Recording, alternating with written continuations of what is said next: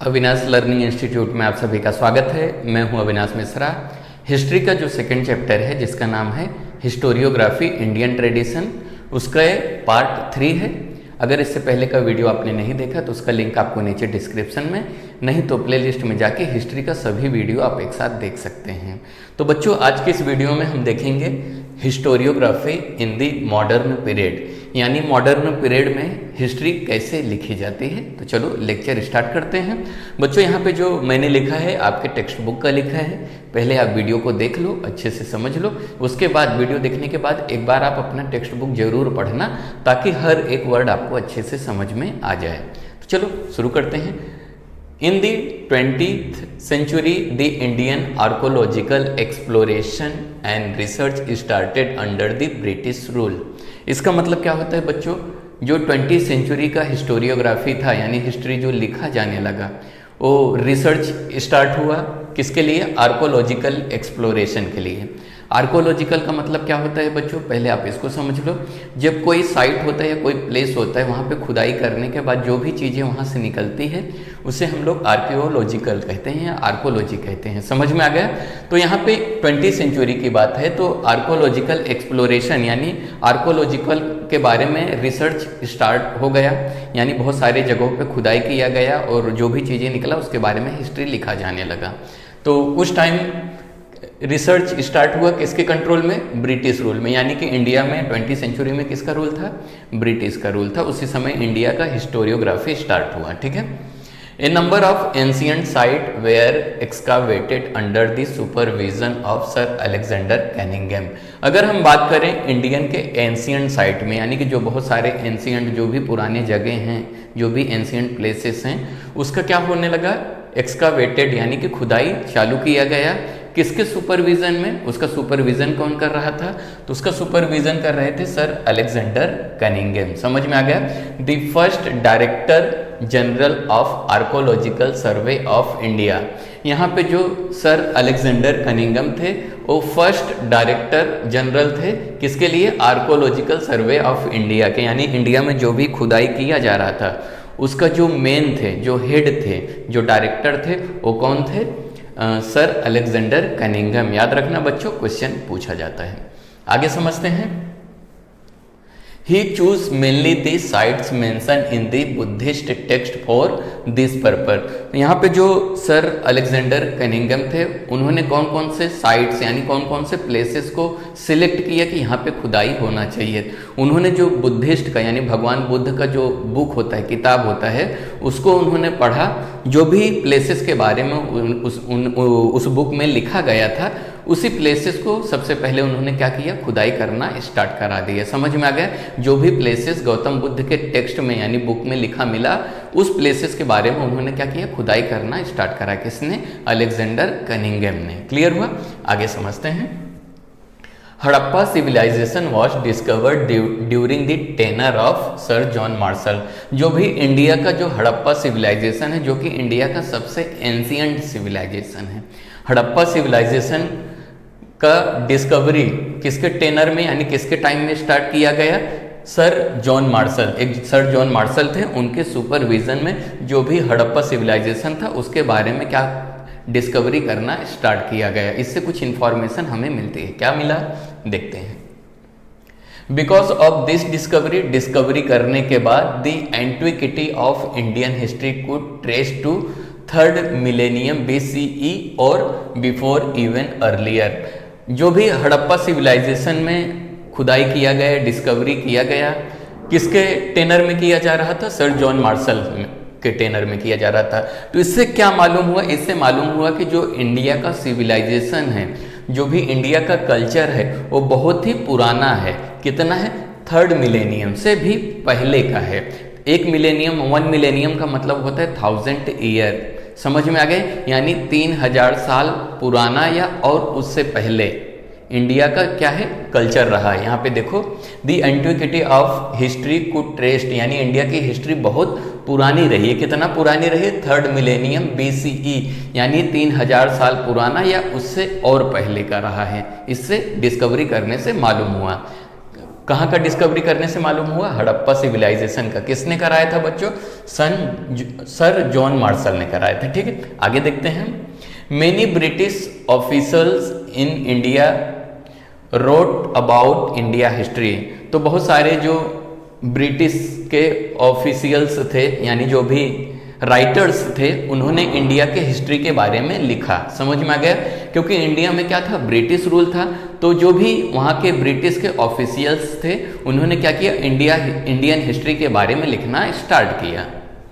Their writings displays strong influence of the colonial policy of the British। तो यहाँ पे जो भी अंग्रेज लोग थे, इंडिया के बारे में हिस्ट्री लिखा, तो उनका क्या यहाँ पे देखो, उनके राइटिंग में क्या दिखाई देता है? कुछ इफेक्ट दिखाई देता है। कौन सा इफेक्ट दिखाई देता है? कॉलोनियल पॉलिसी दिखाई देता है। कॉलोनियल पॉलिसी क्या होता है? जब दूसरे कंट्री के लोग आके इंडिया के बारे में लिखेंगे तो ऐसा नहीं है कि सारी चीज़ें एकदम करेक्ट लिखेंगे, है ना। तो उन्होंने क्या किया? अपने बारे में ज़्यादा लिखा, इंडिया के बारे में कम लिखा। इसे बोलते हैं कॉलोनियल पॉलिसी, यानी कि जो भी उनका रूल रहा, अपने रूल के अकॉर्डिंग उन्होंने इंडिया की हिस्ट्री लिखा। आगे देखते हैं। 3 volume of the history of British India. तो एक बुक लिखा गया, बुक का नाम है the history of British India, यानी ब्रिटिश इंडिया के बारे में, जो भी ब्रिटिश लोग आए थे इंडिया में, उसके बारे में उन्होंने बुक लिखा। उस बुक का क्या नाम है? The history of British India, written by James Mill. और ये बुक किसने लिखा? The history of British India, James Mill ने लिखा। समझ में आ गया? याद रखना कौन सा बुक किसने लिखा, याद रखना, बहुत इंपॉर्टेंट है। जेम्स मिल ने एक बुक लिखा, कौन सा? The history of British India, were published in the 1817। कब ये पब्लिश किया गया? तो 1817 में एक बुक को पब्लिश किया गया था। समझ में आ गया? This was the first book of Indian history. ये पहला बुक था जो इंडियन हिस्ट्री के बारे में लिखा गया था। Written by the British historian. किसने लिखा था इंडिया का बुक? जो भी ब्रिटिश हिस्टोरियन थे उन्होंने लिखा था। समझ में आ गया? आगे देखते हैं। It clearly reflect an absence of objective perspective and prejudice about various aspect of Indian culture. तो यहाँ पे जो ब्रिटिश हिस्टोरियन थे, जो भी हिस्ट्री लिखा इंडिया के बारे में, वो क्या रिफ्लेक्ट करता है? एब्सेंस। एब्सेंस यानी कुछ कमी दिखाई देता है, यानी इंडिया के बारे में उन्होंने जितनी भी चीजें लिखी, वो सारी चीजें कहीं ना कहीं वो लोगों ने एकदम परफेक्ट या करेक्ट नहीं लिखा, कुछ चीजें उन्होंने गलत लिखा। यानी इंडिया में जो भी कल्चर थे उसके बारे में उन्होंने गलत इंफॉर्मेशन इंक्लूड किया। समझ में आ गया? यहाँ पे देखो क्लियरली लिखा है पर्सपेक्टिव एंड प्रीजस्टिस। प्रीजस्टिस यानी जस्टिस नहीं दिखा उन्होंने। About the various aspect of Indian culture, Indian culture के बारे में जो भी लिखा, ऐसा नहीं है कि उन्होंने एकदम करेक्ट लिखा है, कुछ चीजें उन्होंने गलत भी लिखा था। ठीक है, आगे देखते हैं। The history of India written by the Mount Stuart Elphinstone.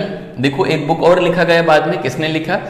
Book का नाम है the history of India, written by Mount Stuart. Mount Stuart ने लिखा the history of British India. उनका पूरा नाम क्या है? Mount Stuart Elphinstone. समझ में आ गया? गवर्नर ऑफ बॉम्बे, जो कि गवर्नर थे कहाँ के? बॉम्बे के। बॉम्बे का मतलब मुंबई के गवर्नर थे। कब इन्होंने बुक को पब्लिश किया?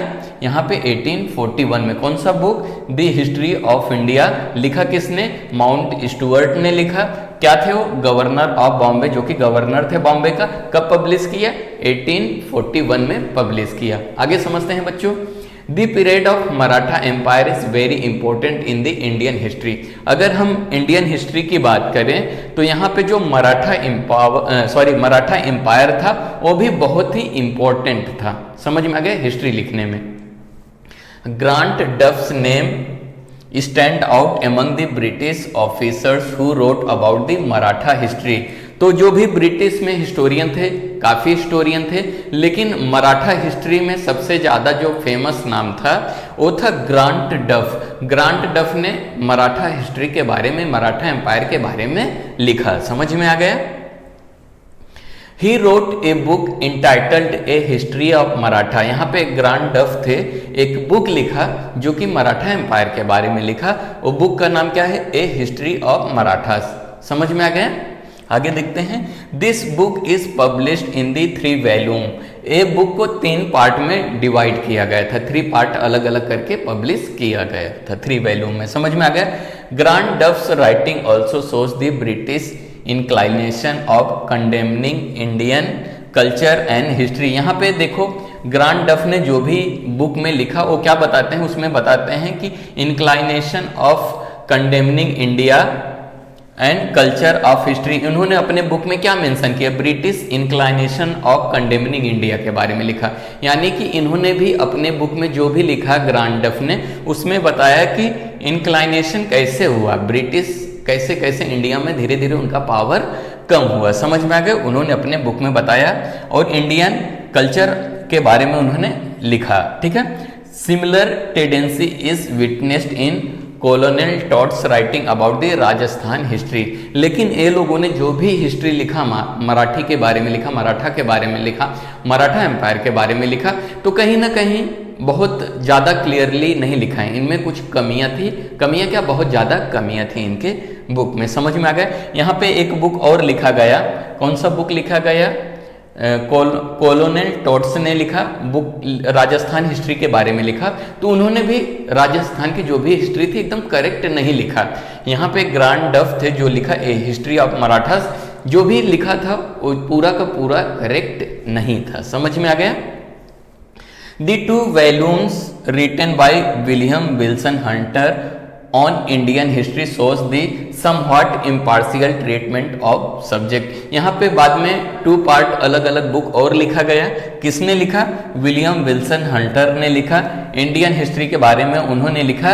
तो उन्होंने अपने बुक में इम्पार्शियल ट्रीटमेंट किया, यानी किसी के साथ डिस्क्रिमिनेशन नहीं किया। बाकी जितने लोगों ने, अंग्रेजों ने जो भी बुक लिखा था उसमें क्या था, डिस्क्रिमिनेशन दिखाई देता था। यानी अपने बारे में अच्छा लिखा, दूसरों के बारे में बुरा लिखा। मतलब ज़्यादा अच्छी चीज़ें उन्होंने करेक्ट इन्फॉर्मेशन शो नहीं किया। आगे देखते हैं निकंथ जनार्दन कीर्ताने। यहाँ पे देखो Nilkanth Janardan Kirtane and Vishwanath Kashinath Rajwade were 2 Indian historian who took upon the task of exposing the limitation of Grant Duff's writing. यहाँ पे ग्रांट डफ जो भी बुक लिखा था मराठों के बारे में, काफी उन्होंने गलत लिखा था। जो गलत उन्होंने लिखा था बाद में उसका जो भी ट्रूथ था, जो फैक्ट था, उसको क्लियर किया। किसने क्लियर किया, निकंथ जनार्दन कीर्ताने और विश्वनाथ काशीनाथ राजवाड़े, ये दोनों ने मिलके जो भी ग्रांट डफ का बुक लिखा गया था जो गलत था उसको करेक्ट करके बताया। समझ में आ गया। तो ये था बच्चों हिस्टोरियोग्राफी इन दी मॉडर्न पीरियड। अगले पार्ट में हम और अच्छे से और अच्छी जानकारी समझेंगे। वीडियो कैसा लगा कमेंट करके जरूर बताइए। कुछ भी डाउट है तो बच्चों कमेंट करके पूछ सकते हो। वीडियो देखने के लिए धन्यवाद।